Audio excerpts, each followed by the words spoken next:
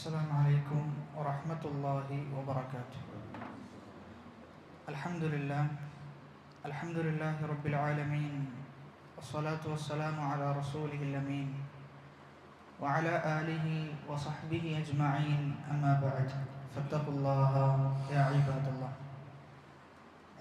അല്ലാഹു സുബ്ഹാനഹു വ തആലയുടെ വിധിവിലക്കുകൾ ജീവിതത്തിൻ്റെ രഹസ്യങ്ങളിലും പരസ്യങ്ങളിലും കാത്തു സൂക്ഷിക്കുവാൻ കഠിനമായി പ്രയത്നിക്കുകയും പരിശ്രമിക്കുകയും ചെയ്യണേ എന്ന് സ്വന്തത്തെ മറക്കാതെ നിങ്ങൾ ഓരോരുത്തരെയും ഓർമ്മപ്പെടുത്തുകയാണ്, വസിയ്യത്ത് ചെയ്യുകയാണ്. നാഥൻ അനുഗ്രഹിക്കുമാറാകട്ടെ. റമളാനിലെ ആദ്യത്തെ രാത്രിയായി കഴിഞ്ഞാൽ റസൂലുള്ളാഹി സ്വല്ലല്ലാഹു അലൈഹി വസല്ലം പറഞ്ഞു വെക്കുന്നത് ഫുത്തിഹത് അബ്വാബുൽ ജന്ന, സ്വർഗത്തിൻ്റെ വാതിലുകൾ തുറക്കപ്പെടും. വഗുല്ലിഖത് അബ്വാബുൻ നാർ, നരകത്തിൻ്റെ വാതിലുകൾ അടക്കപ്പെടും. ഇത് ആദ്യത്തെ രാത്രിയാണ് നടക്കുന്നത്.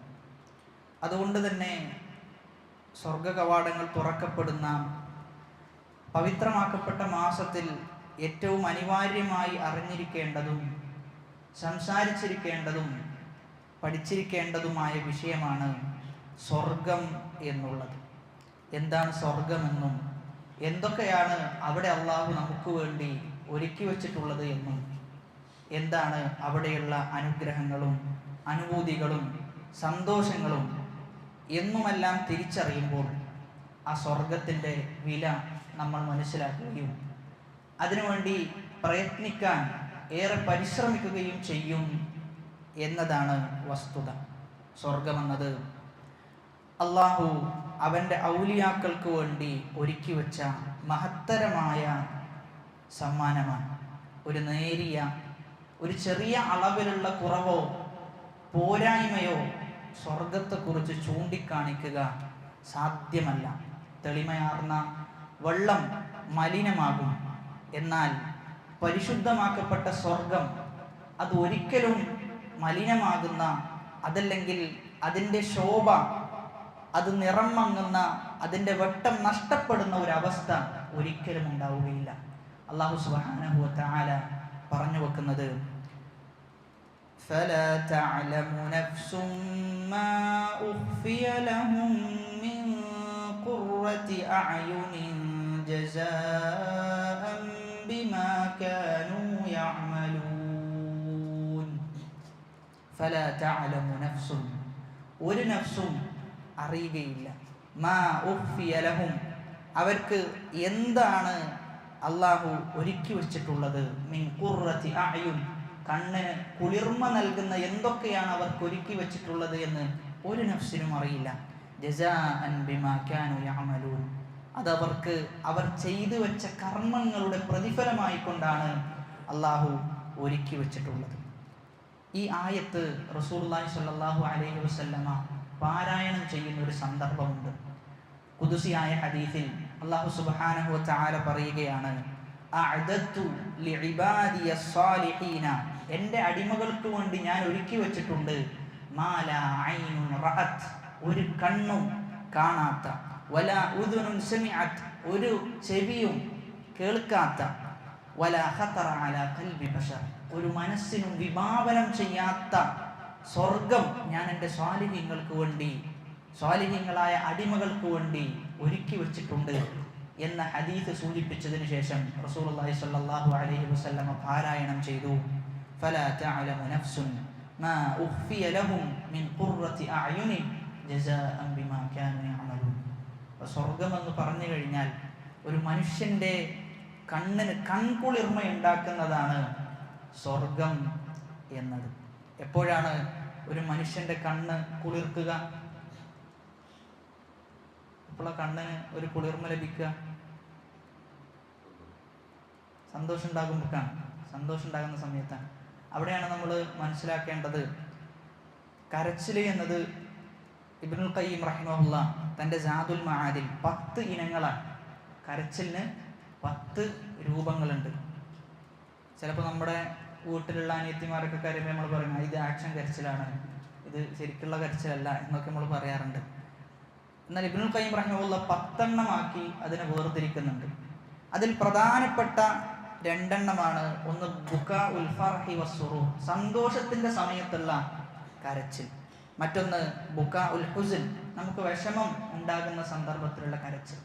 ഈ 2 കരച്ചിലും വരുന്ന കണ്ണീരുകൾ തമ്മിൽ വ്യത്യാസമുണ്ട് എന്നാണ് ഇബ്നുൽ ഖയ്യിം റഹിമഹുല്ലാഹ് പറഞ്ഞു വെക്കുന്നത്. സന്തോഷത്തിൽ ഒരാൾ കരയുമ്പോൾ അവൻ്റെ കണ്ണുനീർ നല്ല തണുത്തതായിരിക്കുന്നുണ്ട്.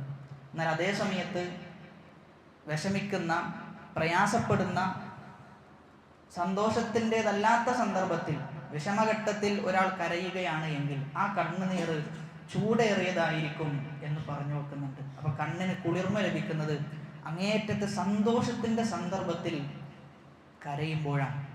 ഒരിക്കൽ ഉമർ ഇബ്നു അബ്ദുൽ അസീസ് റഹിമഹുല്ലാഹ് ചെറുപ്പകാലത്തെ ഖുർആൻ മനഃപ്പാഠമാക്കുകയും അതോടൊപ്പം തന്നെ അറിവിൻ്റെ, വിജ്ഞാനത്തിൻ്റെ മേഖലയിൽ ഉന്നതമായ സ്ഥാനമാനങ്ങൾ നേടിയ ഒരു വ്യക്തിയാണ് ഉമർ ഇബ്നു അബ്ദുൽ അസീസ് റഹിമഹുല്ലാഹ്. അദ്ദേഹം ചെറുപ്പകാലത്ത് അദ്ദേഹം കരയുകയാണ്. അദ്ദേഹം കരയുന്ന സന്ദർഭത്തിൽ അദ്ദേഹത്തിന് ഉമ്മ ചോദിക്കുന്നുണ്ട്, മാ യുബ്കീക, എന്താണ് ഉമറെ താങ്കളെ കരയിപ്പിക്കുന്നത്? എന്താണ് മോനെ നീ കരയുന്നത്, എന്തിനാണ് എന്ന് ചോദിച്ചപ്പോൾ ഉമർ ഇബ്നു അബ്ദുൽ അസീസ് എന്ന ആ ചെറിയ കുട്ടി പറയുന്നത്, ദക്കർത്തുൽ മൗത്ത്, ഞാൻ മരണത്തെ ഓർത്തു ഉമ്മ, അതിൻ്റെ പേരിലാണ് ഞാൻ കരയുന്നത് എന്ന്. ഇത് കേട്ട മാത്രയിൽ ഉമ്മ കരഞ്ഞു എന്ന്, ഉമ്മ സന്തോഷം കൊണ്ട് കരഞ്ഞു എന്ന്. പണ്ഡിതന്മാർ ഈ ചരിത്രം എടുത്തുദ്ധരിക്കുന്നത് ഉമർ ഇബ്നു അബ്ദുൽ അസീസിന്റെ ഉമ്മ, ഉമർ ഇബ്നു അബ്ദുൽ അസീസ് ലോകം കണ്ടതിൽ വെച്ച് ഏറ്റവും വലിയ ഖലീഫയായി മാറാനുള്ള പ്രധാനപ്പെട്ട കാരണം അദ്ദേഹത്തിന്റെ ഉമ്മയായിരുന്നു എന്ന് രേഖപ്പെടുത്തുന്നുണ്ട്. അവിടെ ഉമ്മ സന്തോഷം കൊണ്ടാണ് കരയുന്നത്. ചരിത്രത്തിലെ ഒരിക്കലും മായ്ക്കപ്പെടാത്ത ഒരു ഏടാണ് ഉമർ ഇബ്നു അബ്ദുൽ അസീസ് റഹിമഹുല്ലയുടെ കാലഘട്ടം. അദ്ദേഹം എല്ലാ സുഖജീവിതവും ഒഴിവാക്കിയിട്ടുണ്ട്. എന്നാൽ അദ്ദേഹത്തിൻ്റെ നാട്ടിലുള്ള വെറും സാധാരണക്കാരായ ആളുകൾക്ക്, എല്ലാ സാധാരണക്കാർക്കും സൗജന്യമായ വീട് അദ്ദേഹത്തിൻ്റെ ഭരണത്തിൻ്റെ സമയത്തുണ്ടായിട്ടുണ്ട്. സൗജന്യമായ വാഹനങ്ങൾ അദ്ദേഹം നൽകിയിട്ടുണ്ട്. എന്നാൽ അദ്ദേഹം ജീവിച്ചത് അങ്ങേയറ്റത്തെ സുഹൃതോടുകൂടി അദ്ദേഹം ജീവിച്ചു തീർത്തു എന്ന് നമുക്ക് കാണാം. അപ്പൊ കണ്ണിന് കുളിർമ ലഭിക്കുന്ന രംഗമാണ് സ്വർഗത്തിലേക്ക് എത്തിക്കഴിഞ്ഞാൽ നമുക്ക് ഉണ്ടാകുന്നത്. സ്വർഗത്തിൻ്റെ അനുഗ്രഹത്തിൻ്റെ വലിപ്പം, അതിൻ്റെ വ്യാപ്തിയും മനസ്സിലാകുവാൻ ദുനിയാവിനോട് നമ്മൾ താരതമ്യം ചെയ്താൽ ദുനിയാവ് വെറും നിന്ദതയുള്ളതും വില കുറഞ്ഞതുമാണ് എന്ന് നമുക്ക് ബോധ്യപ്പെടും. ഇമാം ബുഖാരി റഹ്മഹുല്ലാഹ് ഉദ്ധരിക്കുന്ന ഹദീസിൽ റസൂലുള്ളാഹി സ്വല്ലല്ലാഹു അലൈഹി വസല്ലമ പറഞ്ഞു വെക്കുന്നത്, മൗളിഉ സൗതിൻ ഫിൽ ജന്നതി ഖൈറും മിനദ് ദുനിയാ വമാ ഫീഹാ. ഒരു ചാട്ടവാറ് വെക്കാനുള്ള സ്ഥലം സ്വർഗത്തിൽ ലഭിച്ചു കഴിഞ്ഞാൽ അത് ദുനിയാവിനേക്കാളും ഖൈറും മിനദ് ദുനിയാ, ദുനിയാവിനേക്കാളും, ആ ദുനിയാവിൽ എന്തൊക്കെയുണ്ടോ അതിനേക്കാളെല്ലാം മഹത്തരമാണ് ഒരു ചാട്ടവാറ് വെക്കാനുള്ള സ്ഥലം എന്നതാണ്. നമ്മൾ ആലോചിക്കേണ്ടത്, ഒരു ചാട്ടവാറ് വെക്കാൻ നേരിയ സ്ഥലമാണ് ആവശ്യം. അങ്ങനെയുള്ള ഒരു സ്ഥലം കിട്ടിയാൽ അതാണ് ദുനിയാവിനേക്കാളും അതിലുള്ളതിനേക്കാളും ഏറ്റവും ഹൈറ് എന്നത്. അത്രയും മഹത്വമേറിയതാണ് സ്വർഗം, അത്രയും വിശാലവും. അല്ലാഹു സുബ്ഹാനഹു വ തആല അവന്റെ അടിമക്ക് ഒരുക്കി വെച്ചതിൽ ഏറ്റവും ഉന്നതമായതാണ് സ്വർഗം. ആ സ്വർഗപ്രവേശനവും നരകത്തിൽ നിന്നുള്ള മോചനവും നമുക്ക് ലഭിക്കുക അള്ളാഹുവിൻ്റെ തൗഫീഖ് കൊണ്ട് മാത്രം. അള്ളാഹു നമുക്ക് അവൻ്റെ റഹ്മത്ത് കനിഞ്ഞരുളിയാൽ നമുക്ക് സ്വർഗത്തിൽ പ്രവേശിക്കാൻ സാധിക്കും. സൂറത്ത് ആൽ ഇംറാനിലെ 185-ാമത്തെ ആയത്തിൽ അള്ളാഹു പറയുന്നത്, കുല്ലു നഫ്സിൻ ദാഇഖത്തുൽ മൗത്ത്, എല്ലാ നഫ്സും മരണത്തെ രുചിക്കുക തന്നെ ചെയ്യും. വഇന്നമാ തുവഫൗന ഉജൂറകും യൗമൽ ഖിയാമ, ഖിയാമത്ത് നാളിൽ അവർക്ക് അവരുടെ പ്രതിഫലങ്ങൾ നൽകപ്പെടും. ഫമൻ സുഹ്സിഹ അനിൻ നാർ വഉദ്ഖിലൽ ജന്നത ഫഖദ് ഫാസ്, നരകത്തിൽ നിന്ന് അകറ്റപ്പെടുകയും സ്വർഗത്തിലേക്ക് പ്രവേശിപ്പിക്കപ്പെടുകയും ചെയ്തു കഴിഞ്ഞാൽ ഫഖദ് ഫാസ്, അവൻ വിജയിച്ചിരിക്കുന്നു. വമൽ ഹയാത്തുദ് ദുനിയ ഇല്ലാ മതാഉൽ ഗുറൂർ, ദുനിയാവ് എന്നത്, ഐഹിക ജീവിതം എന്നത് കബളിപ്പിക്കുന്ന ഒരു വിഭവമല്ലാതെ മറ്റൊന്നുമല്ല. അള്ളാഹു പറഞ്ഞു വെക്കുന്നത് ഫഖദ് ഫാസ് എന്നാണ്. അവൻ തീർച്ചയായും അവൻ വിജയിച്ചിട്ടുണ്ട് എന്നാണ് അള്ളാഹു പറഞ്ഞു വെക്കുന്നത്. വിശ്വാസികളായ ആളുകൾക്ക് വേണ്ടിയിട്ടാണ് അള്ളാഹു സ്വർഗം ഒരുക്കി വെച്ചിട്ടുള്ളത്. സൂറത്തു തൗബയിലെ 72-ാമത്തെ ആയത്തിൽ വഅദല്ലാഹുൽ മുഅ്മിനീന വൽ മുഅ്മിനാത്ത്, മുഅ്മിനീങ്ങൾക്കും മുഅ്മിനാത്തുകളായ സ്ത്രീകൾക്കും അള്ളാഹു വാഗ്ദാനം ചെയ്തിട്ടുണ്ട് ജന്നാത്തിൻ തജ്രി, അവർക്ക് സ്വർഗത്തോപ്പുകൾ വാഗ്ദാനം ചെയ്തിട്ടുണ്ട്. എങ്ങനെയുള്ളതാണത്? തജ്രി മിൻ തഹ്തിഹൽ അൻഹാർ, അതിന്റെ താഴ്ഭാഗത്തോടുകൂടി അരുവികൾ ഒഴുകിപ്പോകുന്നുണ്ട്. ഖാലിദീന ഫീഹ, എന്നെന്നും നിത്യവാസികളായിരിക്കും അവർ. വമസാകിന ത്വയ്യിബ, അതോടൊപ്പം തന്നെ സ്ഥിരവാസമുള്ള തോട്ടങ്ങളും വിശിഷ്ടമായ പാർപ്പിടങ്ങളും അവർക്കവിടെ ഉണ്ട്. വരദ്വാനും മിനല്ലാഹി അക്ബർ, അള്ളാഹുവിന്റെ തൃപ്തിയും അവർക്കവിടെ ഉണ്ടാകും. ദാലിക ഹുവൽ ഫൗസുൽ അലീം, അതാണ് മഹത്തരമായ വിജയം. സ്വർഗമെന്നത് നമുക്ക് എപ്പോഴും താമസിക്കാനുള്ള, അതിൽ നിന്നൊരു മടക്കമില്ല. അതോടൊപ്പം തന്നെ നല്ല താമസ സ്ഥലവും സ്വർഗത്തിൽ അള്ളാഹു നമുക്ക് ഒരുക്കി വെച്ചിട്ടുണ്ട്. എന്തിനേറെ, ഇതിനേക്കാളെല്ലാം ഉന്നതമായതാണ് അള്ളാഹുവിന്റെ തൃപ്തി. അത് സ്വർഗത്തിൽ പ്രവേശിച്ച ആളുകൾക്ക് ലഭിക്കുമെന്നത്. സൂറത്തു നിസായിലെ 13-ാമത്തെ ആയത്തിൽ അള്ളാഹു പറയുന്നത് തിൽക ഹുദൂദുല്ലാഹ്, അതാണ് അള്ളാഹുവിന്റെ പരിധി എന്നത്. വമൻ യുതിഇല്ലാഹ വറസൂല, അള്ളാഹുവിനെയും അവന്റെ റസൂലിനെയും ആരെങ്കിലും അനുസരിച്ചു കഴിഞ്ഞാൽ യുദ്ഖിൽഹു ജന്നാത്തിൻ തജ്രി മിൻ തഹ്തിഹൽ അൻഹാറു ഖാലിദീന ഫീഹാ, അവനെ അള്ളാഹു സ്വർഗത്തിൽ പ്രവേശിപ്പിക്കും, അതിന്റെ താഴ്ഭാഗത്തിലൂടെ അരുവികൾ ഒഴുകുന്നുണ്ട്. ഖാലിദീന ഫീഹാ, നിത്യവാസികളായിരിക്കും അവർ. ദാലികൽ ഫൗസുൽ അലീം, അതാണ് മഹത്തരമായ വിജയം. സൂറത്തു ആൽ ഇംറാനിലെ 133-ാമത്തെ ആയത്തിൽ വളരെ ശ്രദ്ധേയമായ ഒരു വചനമാണ്. അള്ളാഹു പറയുന്നത് വസാരിഉ, നിങ്ങൾ ധൃതിപ്പെട്ട് മുന്നേറുക, ഇലാ മഗ്ഫിറത്തിൻ മിർ റബ്ബിക്കും, നിങ്ങളുടെ റബ്ബിന്റെ മഗ്ഫിറത്തിലേക്ക് നിങ്ങൾ ധൃതിപ്പെട്ട് മുന്നേറണം. വജന്നത്തിൻ, സ്വർഗത്തിലേക്കും.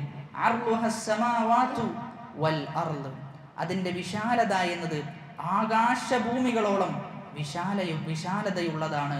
ഉഇദ്ദത് ലിൽ മുത്തഖീൻ, മുത്തഖീങ്ങൾക്ക് വേണ്ടിയിട്ടാണ് ഇത് ഒരുക്കിയിട്ടുള്ളത്. സ്വർഗ ലോകമെന്നത് ആകാശഭൂമികളോളം അതിന്റെ വിശാലമുണ്ട്.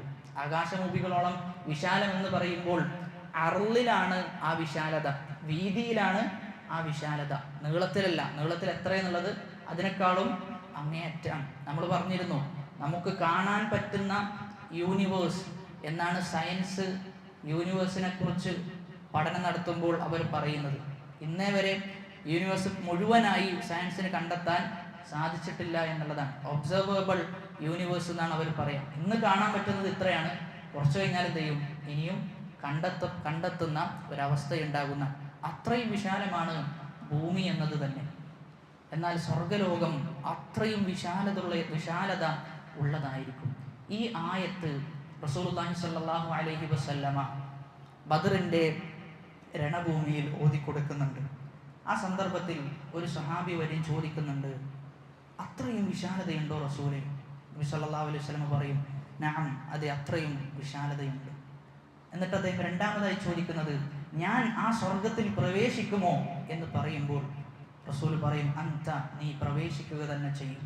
ആ സമയത്ത് അദ്ദേഹം തിന്നുകൊണ്ടിരുന്ന ഈത്തപ്പഴം അത് പെട്ടെന്ന് തിന്ന് അത് വലിച്ചെറിഞ്ഞുകൊണ്ട് അദ്ദേഹം പറയുന്നുണ്ട്, ഇനിയും ഞാൻ ഈ ദുനിയാവിൽ ജീവിക്കുകയാണ് എങ്കിൽ ഇന്നഹ ലഹയാത്തുൻ ത്വവീല, അത് ഒരുപാട് ദീർഘസമയമുള്ള ജീവിതമാണ്, ഒന്ന് ഷഹീദായി കിട്ടിയാൽ മതി എന്ന് പറഞ്ഞുകൊണ്ട് അദ്ദേഹം അതെറിഞ്ഞ് യുദ്ധപോർക്കളത്തിലേക്ക് അദ്ദേഹം മുന്നിട്ടു എന്ന് കാണുവാൻ സാധിക്കും. ബദറിലെ ഏറ്റവും ഷഹീദായ കൂട്ടത്തിൽ സഹാബാക്കളുടെ കൂട്ടത്തിൽ ചെറിയ ഒരു സഹാബി ബദറിൽ പങ്കെടുത്തതായി നമുക്ക് കാണാൻ പറ്റും. ആ സഹാബി ബദർ നടക്കുമ്പോൾ റസൂൽ സ്വഫായി ആളുകളെ നിർത്തുക. എന്നാൽ ഒരു സഹാബി ഒളിച്ചു കളിക്കുകയാണ്. റസൂൽ കാണാതിരിക്കാൻ വേണ്ടി അദ്ദേഹം ബാക്കിയുള്ള സഹാബത്തിന്റെ പിന്നിൽ അദ്ദേഹം ഒളിഞ്ഞു നിൽക്കുകയാണ്. ബാക്കിയുള്ള സഹാബാക്കൾ ചോദിക്കുന്നുണ്ട്, എന്തിനാണ് താങ്കൾ ഇങ്ങനെ ചെയ്യുന്നത്? ആ സമയത്ത് അദ്ദേഹം പറയുന്നത്, എൻ്റെ വയസ്സ് ചെറുതാണ്, എന്നെ റസൂൽ കണ്ടാൽ തീർച്ചയായും റസൂൽ എന്നെ മടക്കിയാക്കും, അതുകൊണ്ടാണ് ഞാൻ ഇങ്ങനെ ചെയ്യുന്നത്. എനിക്ക് യുദ്ധത്തിൽ പങ്കെടുക്കുകയും യുദ്ധത്തിൽ ഷഹീദാവുകയും ചെയ്യണം എന്ന് അദ്ദേഹം പറഞ്ഞു. അങ്ങനെ റസൂലുള്ളാഹി സ്വല്ലല്ലാഹു അലൈഹി വസല്ലമ അദ്ദേഹത്തെ കണ്ടു. റസൂലിന്റെ കണ്ണിൽ അദ്ദേഹം പെട്ടു. റസൂൽ പറഞ്ഞു, നിനക്ക് പങ്കെടുക്കാൻ പറ്റൂല. അദ്ദേഹം വല്ലാത്ത കരച്ചിലാണ്, അദ്ദേഹം കരഞ്ഞുകൊണ്ടിരിക്കുന്നു. റസൂല് അങ്ങനെ അവസാനം അദ്ദേഹത്തിന് അനുമതി നൽകുന്നു. ഉമൈർ ഇബ്നു അബി വഖാസ് റഹിമഹുള്ളയാണ് അദ്ദേഹം റളിയല്ലാഹു അൻഹു. സ്വഹാബാക്കളുടെ കൂട്ടത്തിലെ ബദറിൽ ഏറ്റവും വയസ്സ് കുറഞ്ഞ സ്വഹാബിയായിരുന്നു. അദ്ദേഹത്തിന് 16 വയസ്സായിരുന്നു എന്നാണ്. നമ്മളൊന്ന് ആലോചിച്ചു നോക്കേണ്ടത്, 16 വയസ്സ് പ്രായമുള്ള ആ സ്വഹാബിക്ക് ദീനിനോടുണ്ടായ പ്രതിബദ്ധത എത്രയാണ് എന്ന് ആലോചിക്കേണ്ടതുണ്ട്. ബദറിൽ പങ്കെടുക്കണം, ബദറിൽ ഷഹീദാകണമെന്ന് ആഗ്രഹിക്കണമെങ്കിൽ ദീനിനോട് എത്രത്തോളം കൂറ് ആ ഒരു യുവാവായ സ്വഹാബിക്കുണ്ടായിരുന്നു എന്നത് വളരെ വ്യക്തമാണ്. അങ്ങനെ അദ്ദേഹം യുദ്ധത്തിൽ പങ്കെടുത്ത് ആ യുദ്ധത്തിൽ ഷഹീദാകുന്ന ചരിത്രമാണ് നമ്മൾ കാണുന്നത്. അവരെ സംബന്ധിച്ചിടത്തോളം അവരുടെ ജീവിതത്തിന് അവർ നൽകിയ വിലയാണ് സ്വർഗം എന്നത്. സ്വർഗം ലഭിക്കണോ, ജീവിതം ത്യജിക്കണം. സ്വർഗം സമം ജീവിതം എന്ന ആഖ്യമാണ് അവർ കണ്ടിട്ടുള്ളത്. ആ രൂപത്തിലായിരിക്കണം സ്വർഗത്തെ നമ്മൾ കൊതിക്കേണ്ടത് എന്നാണ് സ്വഹാബാക്കൾ നമുക്ക് പഠിപ്പിച്ചു തരുന്നത്. സൂറത്തു സുമറിലെ 73-ാമത്തെ ആയത്തിൽ അള്ളാഹു പറയുന്ന ഒരു വചനമുണ്ട്. അതായത് മുഅ്മിന്റെ ജീവിതത്തിലെ വളരെ സന്തോഷമായ ഒരു മുഹൂർത്തമാണ് സ്വർഗത്തിലേക്ക് പ്രവേശിക്കുന്ന മുഹൂർത്തം. നമ്മളത് ജസ്റ്റ് ഒന്ന് നമ്മുടെ മനസ്സിലൊന്ന് ഇമാജിൻ ചെയ്ത് കഴിഞ്ഞാൽ എല്ലാ ആളുകളും കൂട്ടം കൂട്ടമായി ആ സ്വർഗത്തിന്റെ വാതിൽക്കൽ എത്തി നിൽക്കുകയും മഹത്തായ മലക്കുകൾ സമാധാനത്തോടെ അവരെ വരവേൽക്കുന്ന ഒരു രംഗം, വല്ലാത്ത അനുഭൂതി നിറഞ്ഞ, മനസ്സിന് വല്ലാത്ത ശാന്തി നൽകുന്ന ഒരു രംഗമാണത്. അള്ളാഹു പറഞ്ഞു വെക്കുന്നത് വസീഖല്ലദീന തഖൗ റബ്ബഹും ഇലൽ ജന്നതി സുമറ, സ്വർഗത്തിലേക്ക് കൂട്ടം കൂട്ടമായി അവർ ആനയിക്കപ്പെടും. ഹത്താ ഇദാ ജാഊഹ, അവരവിടെ എത്തിക്കഴിഞ്ഞാൽ വഫുതിഹത് അബ്വാബുഹ, അതിന്റെ വാതിലുകൾ തുറക്കപ്പെടും. വഖാല ലഹും ഖസനതുഹ, അവിടെയുള്ള കാവൽക്കാർ അവരോട് പറയും സലാമുൻ അലൈക്കും, നിങ്ങൾക്ക് സമാധാനം ഉണ്ടാകട്ടെ. തിബ്തും ഫദ്ഖുലൂഹാ ഖാലിദീൻ, നിങ്ങൾ നന്മകൾ ചെയ്തു, അതുകൊണ്ട് അള്ളാഹുവിന്റെ സമാധാനം നിങ്ങൾക്ക് ഉണ്ടാകട്ടെ. ഫദ്ഖുലൂഹ, നിങ്ങൾ പ്രവേശിച്ചു കൊള്ളുക. ഖാലിദീൻ, നിത്യവാസികളായിട്ട് നിങ്ങൾ പ്രവേശിച്ചു കൊള്ളുക എന്നവരോട് പറയപ്പെടും. ഇവിടെയാണ് സ്വർഗത്തിന്റെ വാതിൽക്കൽ എത്തി നിൽക്കുന്ന ഒരു രംഗം. അതൊരു മുഅ്മിനിനെ സംബന്ധിച്ചിടത്തോളം വല്ലാത്ത ശാന്തി നൽകുന്ന രംഗമാണ്. എന്നാൽ അതേ സമയത്ത് അങ്ങനെ ഒരു രംഗം നമുക്കില്ല എങ്കിൽ വലിയ നഷ്ടമാണ് അത് നമുക്ക് നേടിത്തരുന്നത്. വസാരിഉ ഇലാ മഗ്ഫിറത്തിൻ മിർ റബ്ബിക്കും എന്ന ആയത്ത് കേട്ട മാത്രയിൽ ഒരു പണ്ഡിതൻ പറയുന്നുണ്ട്, സ്വർഗലോകം അത്രയും വിശാലമാണ്, എന്നാൽ ആ സ്വർഗലോകത്തേക്ക് എനിക്ക് പ്രവേശിക്കാൻ സാധിച്ചിട്ടില്ല എങ്കിൽ എത്ര തന്നെ വിശാലതയുള്ളതാണെങ്കിലും എനിക്ക് എന്താണ് നേട്ടം എന്നാണ് ആ ആയത്തോതിയിട്ട് അദ്ദേഹം അതിനെക്കുറിച്ച് പറയുന്നത്. അവിടെയാണ് സ്വർഗം ലഭിക്കേണ്ടതിൻ്റെ അനിവാര്യത നമ്മൾ മനസ്സിലാക്കേണ്ടത്.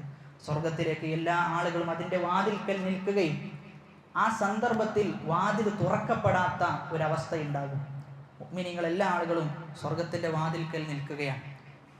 ഇമാം ബുഖാരി റഹ്മഹുള്ളയും മറ്റുമെല്ലാം ഉദ്ധരിക്കുന്ന ഹദീസിൽ നമുക്ക് കാണുവാൻ സാധിക്കും, ഫയഖൂമുൽ മുഅ്മിനൂന ഹത്താ തുസ്ലഫ ലഹുമുൽ ജന്ന, സ്വർഗത്തിന്റെ അടുത്തേക്ക് വന്നിട്ട് അവരവിടെ സ്വർഗത്തിന്റെ അടുത്ത വാതിലിൽ നിൽക്കുകയാണ്. ഫയഖൂന ആദം, ആദം നബി അലൈഹിസ്സലാത്തു വസ്സലാമിന്റെ അടുക്കലേക്ക് വരും.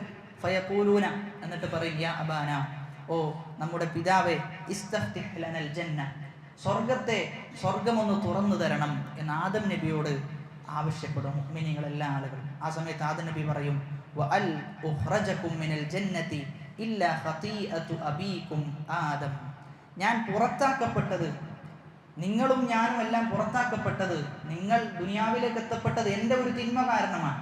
ഞാനൊരു തിന്മ ചെയ്തിട്ടുണ്ട്, അതുകൊണ്ട് എനിക്ക് എന്ത് ചെയ്യാൻ പറ്റൂല, എനിക്ക് അള്ളാഹുവിനോട് ശുപാർശ ചെയ്യാന്നുള്ളത് എനിക്ക് പറ്റൂല എന്ന് പറയും. ലസ്തു ബിസാഹിബി ദാലിക്, ഞാൻ ആ വ്യക്തിയല്ല, അതിനർഹനായ ആളല്ല.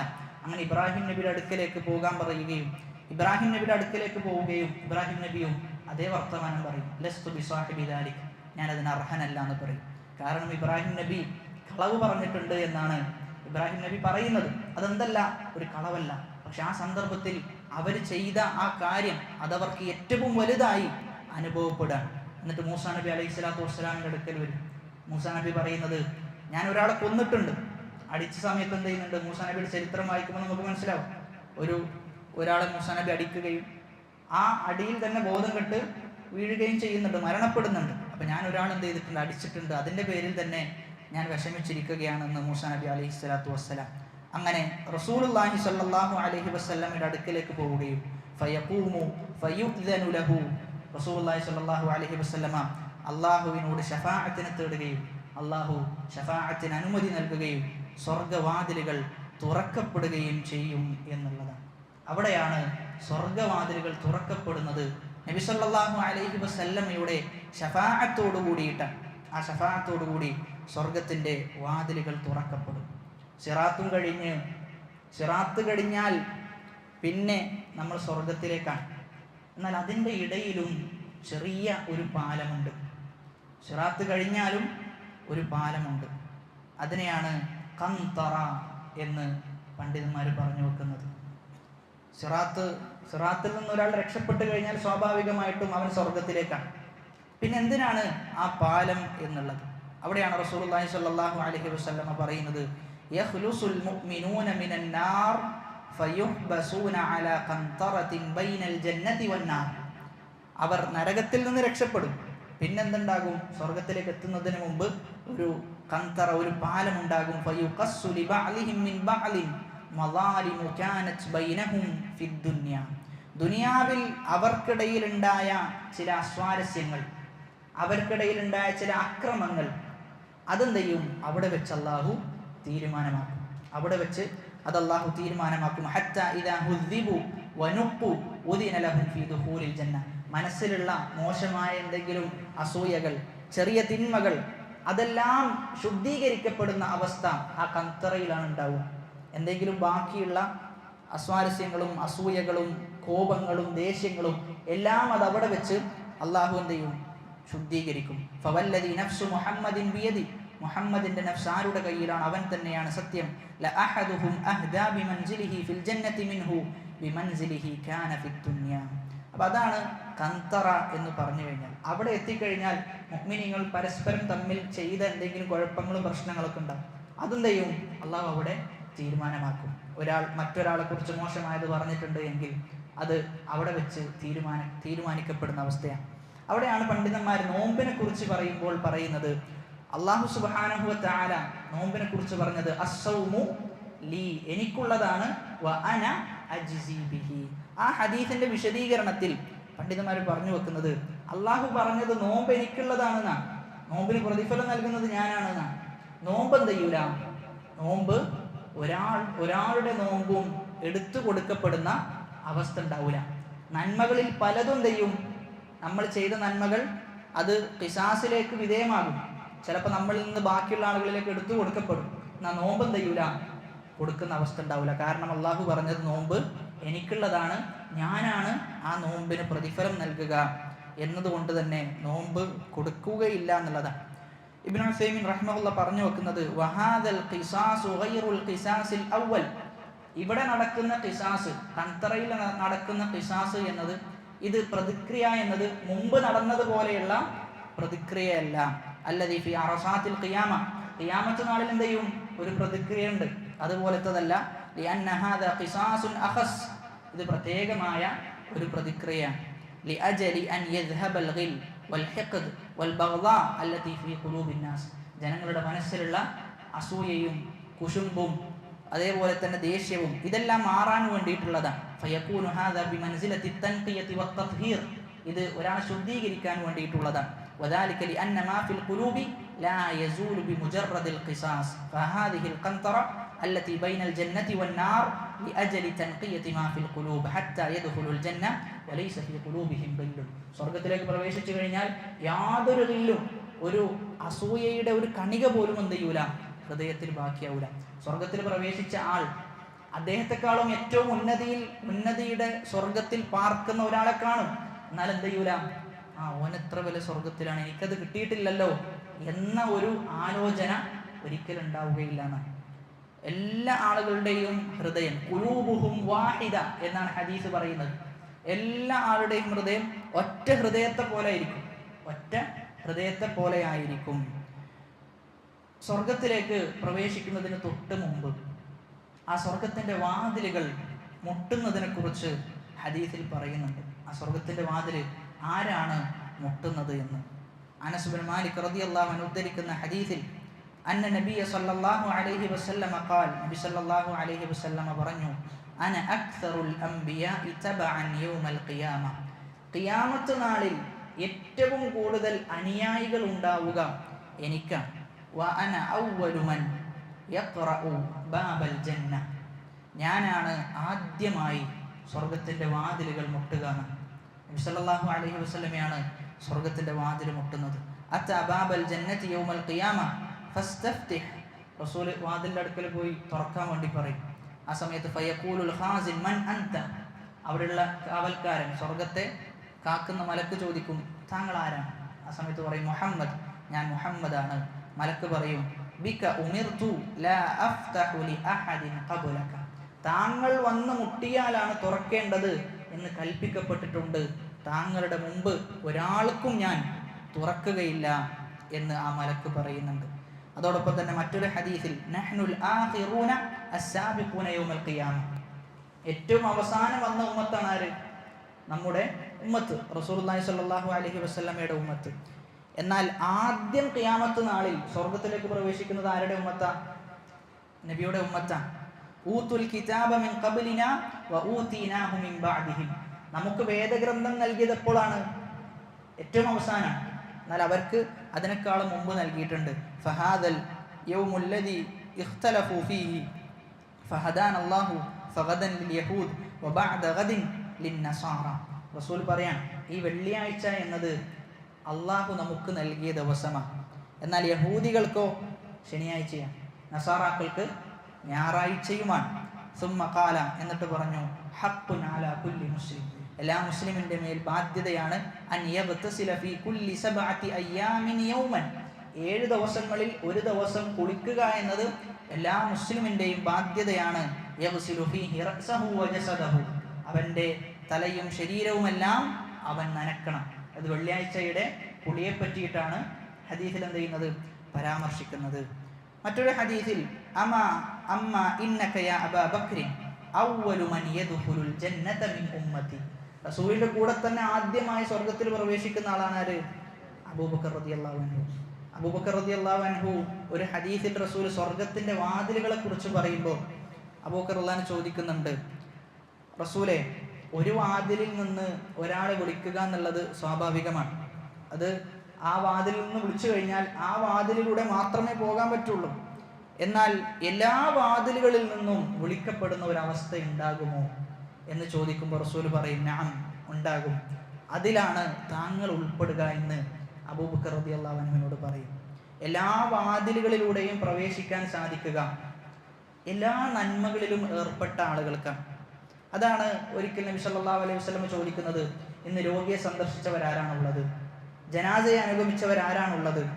സ്വതക്ക നൽകിയത് ആരാണ് എന്ന് ചോദിക്കുമ്പോൾ ഈ മൂന്നിലും അബൂബക്കർ റളിയല്ലാഹു അൻഹു മുന്നിട്ടിരുന്നു. ഈ 3 നന്മയിലും അബൂബക്കർ റളിയല്ലാഹു അൻഹു മുന്നിട്ടിരുന്നു. അതോടൊപ്പം തന്നെയാണ് മറ്റൊരു സന്ദർഭത്തിൽ അബൂബക്കർ റളിയല്ലാഹു അൻഹുവും ഉമർ ഇബ്നുൽ ഖത്താബ് റളിയല്ലാഹു അൻഹും തമ്മിൽ മത്സരം നടക്കുന്നുണ്ട് സ്വതക്കയുടെ വിഷയത്തിൽ. ഒന്നുമില്ലാത്ത ഒരു സന്ദർഭത്തിൽ, യുദ്ധത്തിന് യാതൊന്നും നൽകാനില്ലാത്ത ഒരവസ്ഥയിലാണ് റസൂലുള്ളാഹി സ്വല്ലല്ലാഹു അലൈഹി വസല്ലം സ്വഹാബാക്കളെ ഒരുമിച്ച് കൂട്ടി, നിങ്ങൾ ഈ സൈന്യത്തിന് വേണ്ടി എന്തെങ്കിലും നൽകണം, ജയ്ഷുൽ ഉസ്റ, ഈ പ്രയാസത്തിന്റെ സൈന്യത്തിനെ ഒരുക്കാൻ വേണ്ടി എന്തെങ്കിലും സ്വതക്കയായി നൽകണമെന്ന് പറഞ്ഞപ്പോൾ അബൂബക്കർ റളിയല്ലാഹു അൻഹുവും ഉമർ ഇബ്നുൽ ഖത്താബ് റളിയല്ലാഹു അൻഹുവും അവരുടെ സമ്പത്തുമായി വരുന്നുണ്ട്.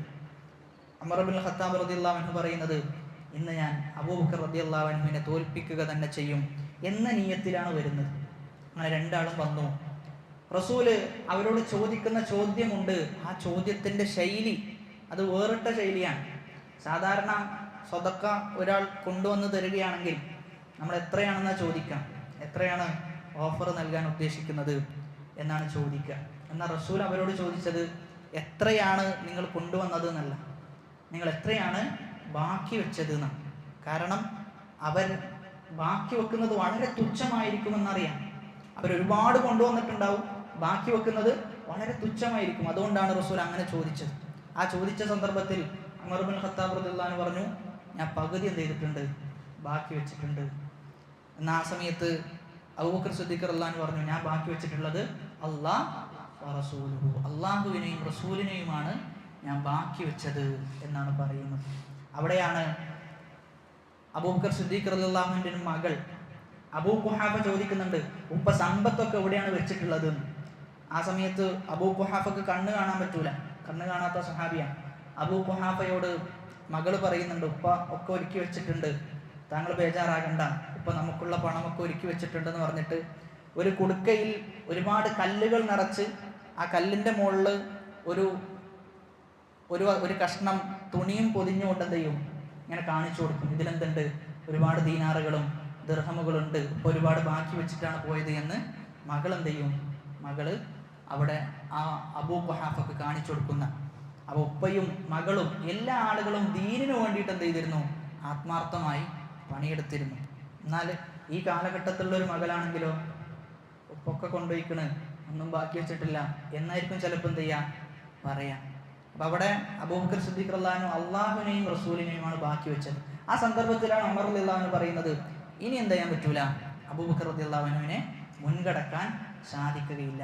അതോടൊപ്പം തന്നെ അബൂബക്കർ റളിയല്ലാഹു അൻഹുവിനെ കുറിച്ച് പറയുന്ന കാര്യമാണ്, അബൂബക്കർ റളിയല്ലാഹു അൻഹു ഒരുപാട് നിസ്കാരം കൊണ്ട്, ഒരുപാട് നോമ്പ് കൊണ്ട്, ഒരുപാട് സക്കാത്ത് കൊണ്ടല്ല അബൂബക്കർ റളിയല്ലാഹു അൻഹു മുന്നിട്ടത്, മറിച്ച് ഹൃദയത്തിലുണ്ടായ ഒരു ഖൗഫാണ് അബൂബക്കർ റളിയല്ലാഹു അൻഹുവിനെ അത്രയും ഉന്നതിയിലേക്ക് എത്തിച്ചത് എന്ന് പറയുന്നുണ്ട്. ഒരുപാട് രംഗത്തിൽ റസൂലുള്ളാഹി സ്വല്ലല്ലാഹു അലൈഹി വസല്ലമയുടെ കൂടെ ജീവിച്ച ആളാണ് അബൂബക്കർ റളിയല്ലാഹു അൻഹു. അബൂബക്കർ റളിയല്ലാഹു അൻഹുവിന്റെ ഈ സംഭവം എടുത്തുദ്ധരിച്ചുകൊണ്ട് പണ്ഡിതന്മാർ പറയുന്നത്, എല്ലാ ആളുകൾക്കും എല്ലാ നന്മയിലും എന്ത് ചെയ്യാൻ പറ്റിക്കൊള്ളുന്നില്ല, നിരതരാകാൻ സാധിച്ചു കൊള്ളണമെന്നില്ല. ചില ആളുകൾക്ക് സാധിക്കുക നല്ല സ്വതക്ക കൊടുക്കാൻ ചില ആളുകൾക്ക് സാധിക്കും, എന്നാൽ ചില ആളുകൾക്ക് സ്വതക്കയുടെ മേഖലയിൽ മുന്നേറാൻ സാധിക്കൂല. അവർക്ക് നിസ്കാരത്തിന്റെ മേഖലയിലായിരിക്കും മുന്നേറാൻ സാധിക്കുക. എന്നാൽ ചില ആളുകൾക്ക് അങ്ങനെ ഒരുപാട് സുന്നത്ത് നിസ്കരിക്കുക എന്നുള്ളത് ചില ആളുകൾക്ക് സാധിക്കുന്നതായിരിക്കൂല. നോമ്പായിരിക്കും എന്ത് ചെയ്യാം ചില ആളുകൾക്ക് സാധിക്കുക. അപ്പോൾ ഓരോ ആളുകൾക്കും അവരുടെ കർമ്മങ്ങൾ വ്യത്യസ്തമായിരിക്കും. ചില ആളുകൾക്ക് ദഅവത്തിന്റെ മേഖലയിൽ നല്ല മുന്നേറ്റങ്ങൾ ഉണ്ടാക്കാൻ സാധിക്കും.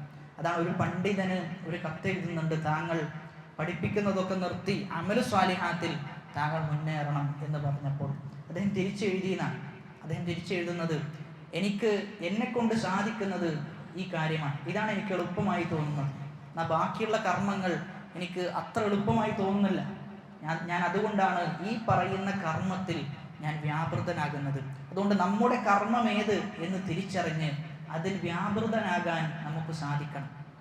അതല്ലെങ്കിൽ ചില ആളുകളെ സംബന്ധിച്ചിടത്തോളം എല്ലാ കർമ്മത്തിലും മുന്നേറാൻ സാധിക്കാറുണ്ട്. അങ്ങനെയുള്ള ആളുകൾ അങ്ങനെയാണ് മുന്നേറേണ്ടത് എന്നാണ് സൂചിപ്പിക്കാനുള്ളത്. ഇനി അടുത്തത് സ്വർഗത്തിലേക്ക് പ്രവേശിക്കുന്നതുമായി ബന്ധപ്പെട്ട് ചില ആളുകൾ, ചില മുഅ്മിനീങ്ങൾ ഹിസാബില്ലാതെ സ്വർഗത്തിലേക്ക് പ്രവേശിക്കുന്ന ഒരു രംഗമുണ്ട്. ഹിസാബൊന്നും ഉണ്ടാവില്ല, അവരോട് ചോദ്യം ചെയ്യപ്പെടുന്ന അവസ്ഥ ഉണ്ടാവില്ല. ഹിസാബ് എന്ന് പറയുമ്പോൾ രണ്ട് രൂപത്തിലാണ് ഹിസാബിനെ പണ്ഡിതന്മാർ വിഭജിക്കുന്നത്. ഒന്ന് ഹിസാബു അർളാണ്, മറ്റൊന്ന് ഹിസാബു നഖ്ഷ. ഹിസാബു നഖ്ഷ എന്ന് പറഞ്ഞു കഴിഞ്ഞാൽ അള്ളാഹു കീറി മുറിച്ച് പരിശോധിക്കും, ഓരോന്നെന്തെയും പരിശോധിക്കും. അള്ളാഹു എങ്ങാനും അങ്ങനെ ഹിസാബ് ചെയ്തു കഴിഞ്ഞാൽ ഒരാൾ എന്ത് ചെയ്യൂല, രക്ഷപ്പെടൂലാണ്. ഹിസാബു നഖ്ഷിന് വിധേയമാവുക അവിശ്വാസികളായ ആളുകളാണ് ഹിസാബു നഖ്ഷിന് വിധേയമാവുക. അതേ സമയത്ത് ഹിസാബു അർള് എന്നുള്ളത് അള്ളാഹ് ജസ്റ്റ് ഇങ്ങനെ നോക്കി പോവുക ചെയ്യാം, ബാക്കിയുള്ളതൊക്കെ എന്ത് ചെയ്യും, അള്ളാഹു അവന് പുറത്തു കൊടുക്കും, അള്ളാഹു പുറത്തു കൊടുക്കുന്ന അവസ്ഥ ഉണ്ടാകും. അതാണ് ആയിഷ റളിയല്ലാഹു അൻഹ പ്രാർത്ഥിച്ചത്, അല്ലാഹുമ്മ ഹാസിബ്നി ഹിസാബൻ യസീറാ, യസീറായ ഹിസാബ് വിചാരണ റബ്ബേ എനിക്ക് നൽകണേ. അത് ഹിസാബു അർളാൻ. അപ്പം അങ്ങനെ നമുക്ക് ഹിസാബ് കിട്ടിയാൽ എന്തേ ഉള്ളൂ, രക്ഷപ്പെടുകയുള്ളൂ. അല്ലെങ്കിൽ നമ്മൾ ഒരിക്കലും രക്ഷപ്പെടുന്ന അവസ്ഥ ഉണ്ടാവില്ല. കാരണം ഓരോന്നും കീറി മുറിച്ച് പരിശോധിച്ച് നോക്കിക്കഴിഞ്ഞാൽ ഒരുപാട് തിന്മകളാണ് എന്തുള്ളത് നമ്മുടെ അടുക്കൽ ഉള്ളത്. ആ ഉള്ള നന്മയുടെ അവസ്ഥ തന്നെ അശ്രദ്ധമായി അലസമായി ചെയ്ത സൽക്കർമ്മങ്ങളാണ് നമ്മുടെ അടുക്കലുള്ളത്. അങ്ങനെ ഹിസാബില്ലാതെ സ്വർഗത്തിലേക്ക് പോകുന്ന ഒരു വിഭാഗമുണ്ട്. റസൂലുള്ളാഹി സ്വല്ലല്ലാഹു അലൈഹി വസല്ലമ പറയുന്നത്, യദ്ഖുലുൽ ജന്നത മിൻ ഉമ്മത്തി, എൻ്റെ ഉമ്മത്തിൽപ്പെട്ട ആളുകൾ സ്വർഗത്തിൽ പ്രവേശിക്കും. 70,000 ബിഗൈരി ഹിസാബ്, 70,000 ആളുകൾ ഹിസാബില്ലാതെയാണ് സ്വർഗത്തിൽ പ്രവേശിക്കുക. ഹുമുല്ലദീന ലാ യസ്തർഖൂൻ, അവർ റുഖിയ ആവശ്യപ്പെടാത്ത ആളുകളാണ്. വലാ യതതയ്യറൂൻ, അവർ വലാ യക്തബൂൻ എന്നും ചില റിവായത്തിൽ വന്നിട്ടുണ്ട്. അവർ ചികിത്സയിൽ തീയുമായി ബന്ധപ്പെട്ട ചികിത്സ ചെയ്യാത്ത ആളുകളാണ്. വഅലാ റബ്ബിഹിം യതവക്കലൂൻ, അവരവരുടെ റബ്ബിൽ തവക്കുൽ ചെയ്യുന്ന ആളുകളുമാണ്. അപ്പോൾ ഇങ്ങനെയുള്ള ആളുകളാണ് എന്ത് ചെയ്യുക? ഹിസാബില്ലാതെ സ്വർഗത്തിലേക്ക് പ്രവേശിക്കുക. എന്നാൽ മറ്റു ചില ഹദീസിൽ പറയുന്നത് എല്ലാ 1000-ത്തിലും എന്തുണ്ട്?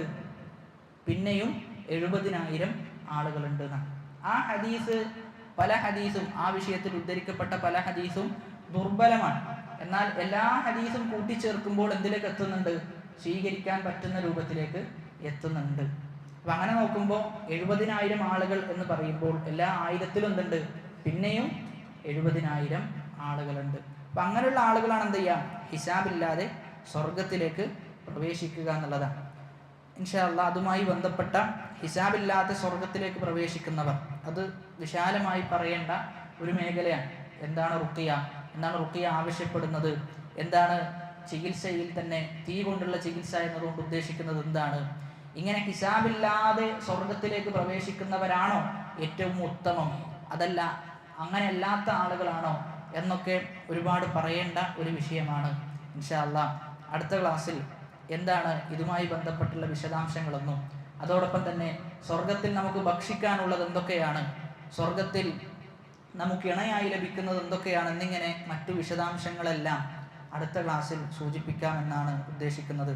അല്ലാഹു സുബ്ഹാനഹു വ തആല റമളാനിൻ്റെ ഈ ദിവസങ്ങൾ സ്വർഗത്തിന് വേണ്ടി പണിയെടുക്കുന്ന അവൻ്റെ യഥാർത്ഥ അടിമകളുടെ കൂട്ടത്തിൽ നമ്മെ ഓരോരുത്തരെയും ഉൾപ്പെടുത്തി അനുഗ്രഹിക്കുമാറാകട്ടെ. നമുക്കും നമ്മുടെ കുടുംബാംഗങ്ങൾക്കും ഒന്നിച്ച് സ്വർഗത്തിൽ പ്രവേശിക്കാനുള്ള സൗഭാഗ്യം അള്ളാഹു നൽകി അനുഗ്രഹിക്കുമാറാകട്ടെ. സ്വർഗം നഷ്ടപ്പെടുന്ന ആളുകളുടെ കൂട്ടത്തിൽ അള്ളാഹു നമ്മെ ഉൾപ്പെടുത്താതിരിക്കട്ടെ. നരകത്തിൽ നിന്ന് അള്ളാഹു ഈ റമളാനിലൂടെ നമ്മെ മോചിപ്പിക്കുമാറാകട്ടെ. اللهم اغفر للمؤمنين والمؤمنات والمسلمين والمسلمات الأحياء منهم والأموات إنك مجيب الدعوات ويا قاضي الحاجات. ربنا آتنا في الدنيا حسنة وفي الآخرة حسنة وقنا عذاب النار. آمين آمين برحمتك يا أرحم الراحمين. سبحانك اللهم وبحمدك أشهد أن لا إله إلا أنت أستغفرك وأتوب إليك. والسلام عليكم ورحمة الله وبركاته.